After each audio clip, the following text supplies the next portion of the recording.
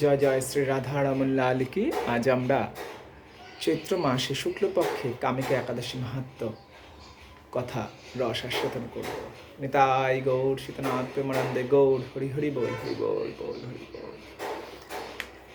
চৈত্র মাসে শুক্লপক্ষে কামিকা একাদশীর ব্রত মাহাত্ম বরাহ পুরাণে বর্ণিত হয়েছে।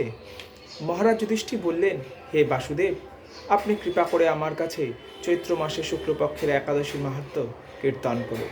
শ্রীকৃষ্ণ বললেন, হে মহারাজ, এই একাদশী ব্রত সম্পর্কে এক বিচিত্র কাহিনী বর্ণনা করছি, আপনি এক মনে তা শ্রবণ করুন। পূর্বে মহর্ষি বশিষ্ঠ মহারাজ দিলীপের কৌতূহল নিবারণের জন্য এই ব্রত কথা কীর্তন করেছিলেন।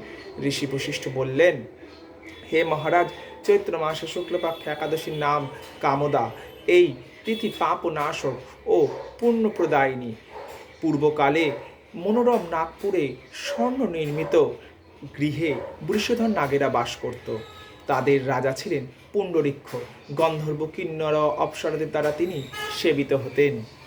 সেই পুরী মধ্যে অপ্সরা শ্রেষ্ঠ ললিতা ও ললিত নামে গন্ধর্ব স্বামী স্ত্রী রূপে ঐশ্বর্যপূর্ণ এক গৃহে পরম সুখে দিন যাপন করত। একদিন পুণ্ডরীকের রাজসভায় ললিত এক গান করছিল। এমন সময় সে একাকিত চিত্তে ললিতার কথা মনে পড়ে গেল।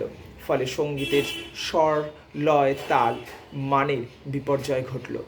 কর্কট নামক এক নাক ললিতের মনোভাব বুঝতে পারল। গানের ছন্দ্রভঙ্গের ব্যাপারটি সে পুণ্ডরিক রাজার কাছে জানালো। তা শুনে সর্পরাজ ক্রোধ ভরে ব্যাপারটি ভালো মনে না করে কামাতুর ললিতকে, রে দুর্মতি, রে রাক্ষস, তুমি রাক্ষস জনি প্রাপ্ত হও, অভিশাপ দান করল। এই বলে সঙ্গে সঙ্গে সেই ললিত ভয়ঙ্কর রাক্ষস মূর্তি ধারণ করল।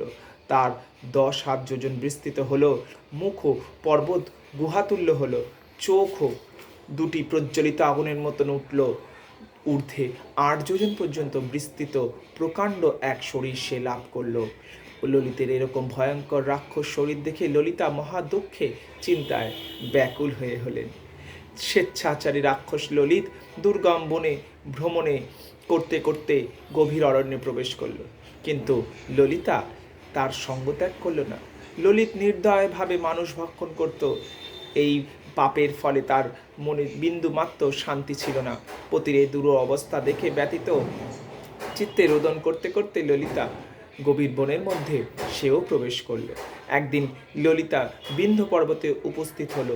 সেখানে ঋষ্য সিংহ মুনির আশ্রম দর্শন করে মুনির কাছে হাজির হলো। তার চরণে প্রণাম করে সেখানে দাঁড়িয়ে রইলেন।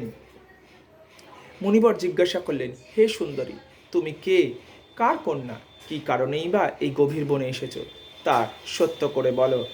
তদুত্তরে ললিতা বললেন, হে প্রভু, আমি বীর কন্যা গন্ধর্বের, আমার পিতা, আমার নাম ললিতা। আমার পতির পিশাচত্ব দূর হয় এমন কোনো উপায় জানবার জন্য আমি এখানে এসেছি। তখন ঋষি বলেন, চৈত্র মাসে শুক্লপক্ষে কামদা নামে যে একাদশী আছে, তুমি সেই ব্রত যথাবিধি পালন করো। এই ব্রতের পুণ্য ফল তোমার স্বামীকে অর্পণ করলে তৎক্ষণাৎ সে সমস্ত পাপ বিনষ্ট হবে। বশিষ্ঠ ঋষি বললেন, হে মহারাজ দিলীপ, মুনির কথা শুনে ললিতা আনন্দ সহকারে কামদা একাদশী পালন করল। তারপর ব্রাহ্মণ ও বসুদেবের সামনে পতি উদ্ধারের জন্য আমি যে কামদা একাদশী ব্রত পালন করেছি তার সমস্ত ফল আমি আমার পতির উদ্দেশ্যে অর্পণ করলাম। এই পুণ্যের প্রভাবে তার পিশাচত্ব দূর হোক। এই কথা উচ্চারণ মাত্রই ললিত সাপ মুক্ত হয়ে দিব্য দেহ প্রাপ্ত হলো। পুনরায় গন্ধর্ব দেহ লাভ করে ললিতার সঙ্গে সে মিলিত হলো। তারা বিমানে করে গন্ধর্বলোকে গমন করল। হে মহারাজ দিলীপ, এই ব্রত যত্ন সহকারে সকলেরই পালন করা কর্তব্য। এই ব্রত ব্রহ্মহত্যা, পাপ বিনাশক ও পিশাচত্ব মোচনকারী। এই ব্রত কথা শ্রদ্ধাপূর্বক পাঠ ও শ্রবণে বাজপেয় যজ্ঞের ফল লাভ হয়।